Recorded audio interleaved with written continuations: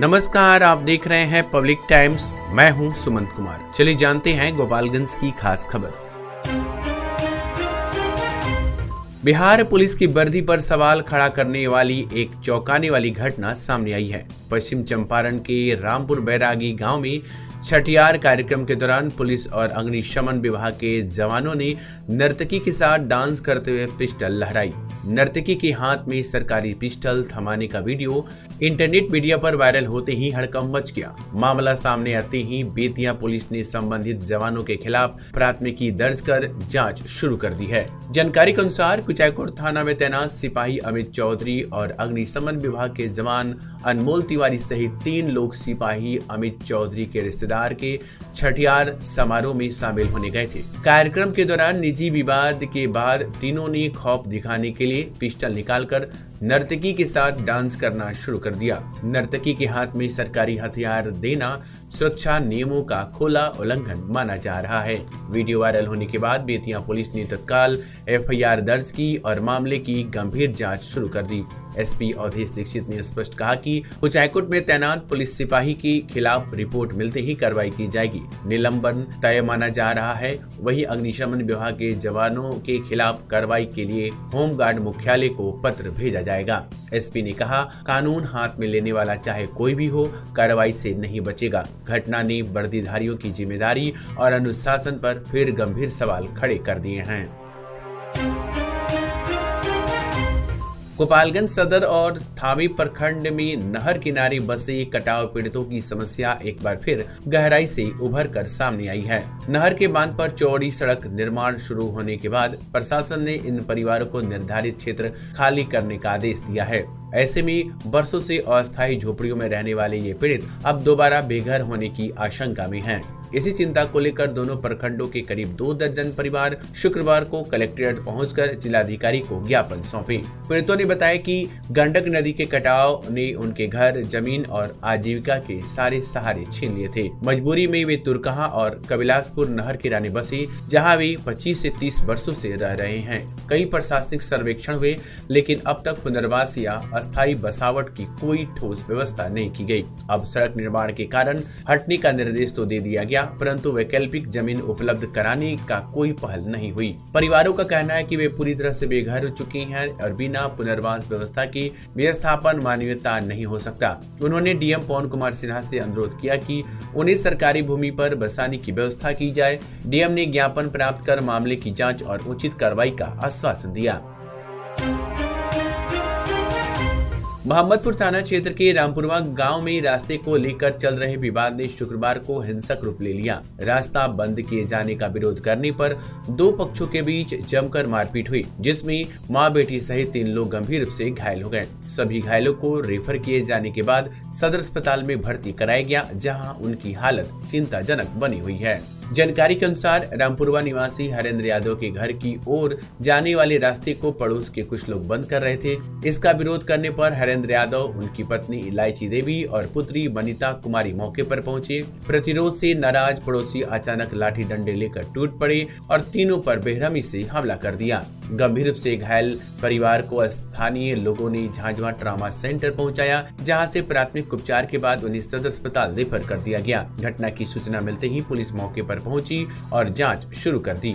अधिकारियों का कहना है कि आरोपियों की पहचान कर ली गई है और उनके खिलाफ कानूनी कार्रवाई की जाएगी। हथुआ थाना क्षेत्र के यादव पिपरा गांव के पास गुरुवार की देर रात एक दर्दनाक सड़क हादसे ने पूरे इलाके को दहला दिया। अज्ञात वाहन की चपेट में आने से बाइक सवार युवक असलम मियां की मौत हो गई।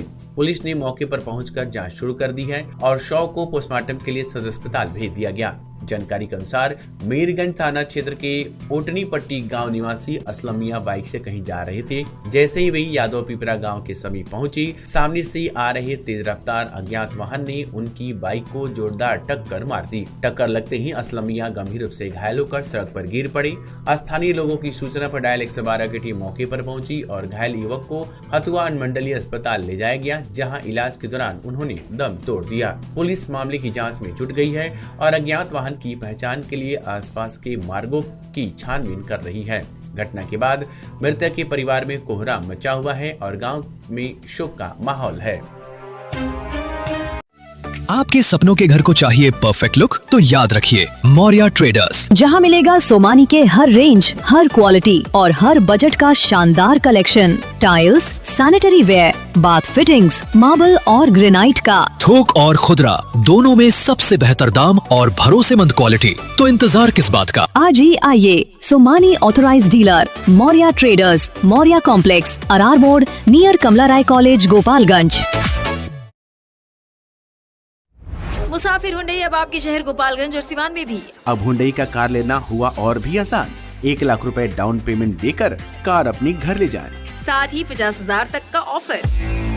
अनुभव कीजिए सुरक्षित ड्राइव का गोपालगंज में मुसाफिर हुंडई की संग, जहां एक ही छत के नीचे सेल्स, सर्विस, फाइनेंस और एसेसरीज भी उपलब्ध। तो देर क्यों, आज ही आए और अपनी मनचाही कार ले जाए मुसाफिर हुंडई से।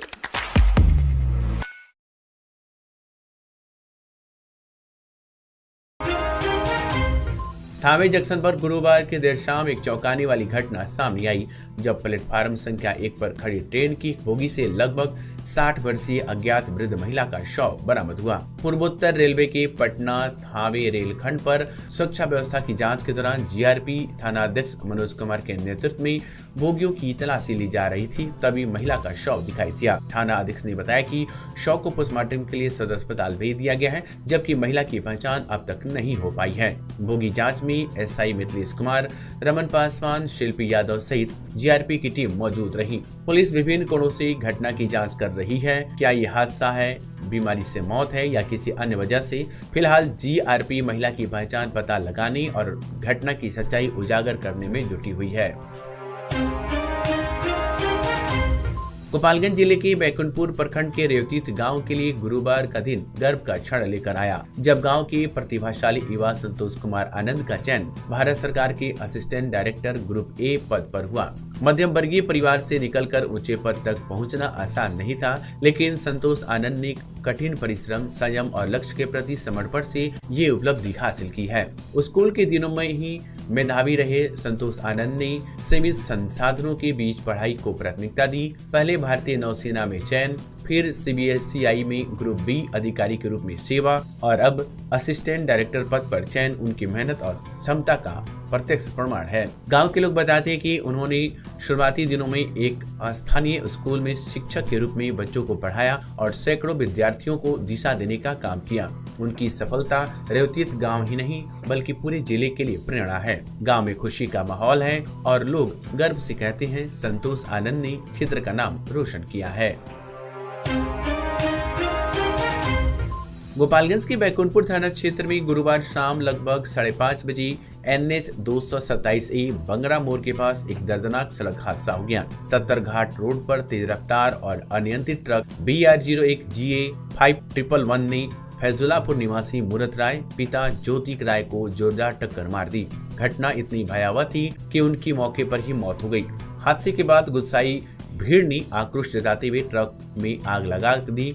सूचना मिलते ही बैकुंठपुर थाना अध्यक्ष पुलिस बल के साथ पहुंचे और स्थिति नियंत्रण की। मौके पर जांच कर शव को पोस्टमार्टम के लिए सदर अस्पताल भेज दिया गया है। पुलिस दुर्घटना के कारणों का विस्तृत विश्लेषण कर संबंधित एजेंसी के साथ आगे की कार्रवाई सुनिश्चित करेगी, ताकि भविष्य में ऐसे हादसों पर रोक लगाई जा सके। वर्तमान में क्षेत्र की विधि व्यवस्था पूरी तरह से सामान्य है।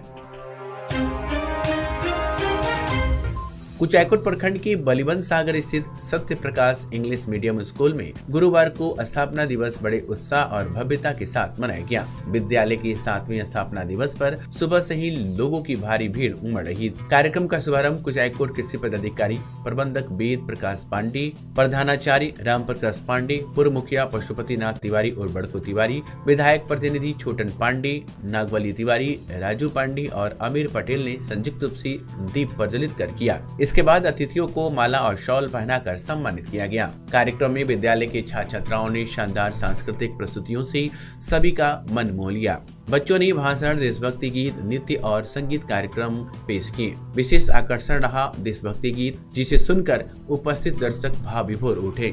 कार्यक्रम में उदय भान, अमरेंद्र जी, सत्य प्रकाश पांडे, रोशनी पांडे, चांदनी तिवारी, ऋतु कुमारी, रागनी कुमारी, फिजा खातून, श्वेता कुमारी, पुष्पांजलि चौबे सहित बड़ी संख्या में स्थानीय लोग, अभिभावक और शिक्षक गण शामिल रहे। स्थापना दिवस उत्साह और उमंग के साथ सफलतापूर्वक संपन्न हुआ। गोपालगंज में जिला विधिक सेवा प्राधिकरण के तहत शुक्रवार को एक महत्वपूर्ण कदम उठाते हुए जिला सैनिक बोर्ड परिसर में लीगल एंड क्लिनिक का उद्घाटन किया गया। नलसा वीर परिवार सहायता योजना 2025 के अंतर्गत स्थापित इस क्लिनिक का शुभारंभ अपर मुख्य न्यायिक दंडाधिकारी षष्ठम सह प्रभारी सचिव अजय कुमार ने किया। कार्यक्रम में पैनल अधिवक्ता संजय कुमार द्विवेदी और PLB राजन कुमार उपाध्याय भी मौजूद रहे। दोनों को इस क्लिनिक में प्रतिनियुक्त किया गया ताकि सेवानिवृत्त सैनिकों और उनके परिवारों को किसी भी प्रकार की मुफ्त विधिक सहायता तुरंत उपलब्ध कराई जा सके। सैनिकों को अब किसी भी कानूनी समस्या के लिए सीधे इस क्लिनिक में आवेदन करना होगा, जहां उनकी समस्याओं का त्वरित निस्तारण किया जाएगा। उद्घाटन कार्यक्रम में सैनिक के साथ आम नागरिक भी उपस्थित रहे।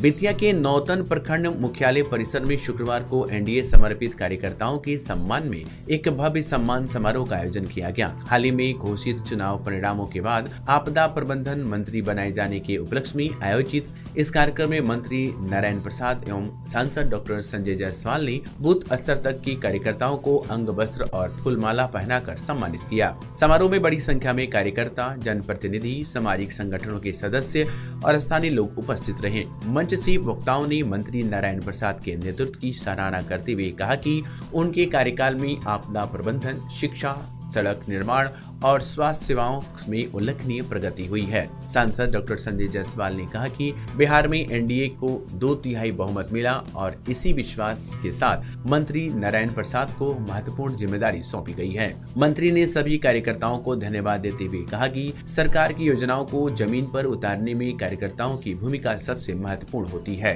उन्होंने आश्वस्त किया कि आने वाले समय में नौतन विधानसभा क्षेत्र को विकास की नई ऊंचाइयों पर ले जाया जाएगा। कार्यक्रम उत्साहपूर्वक माहौल में संपन्न हुआ।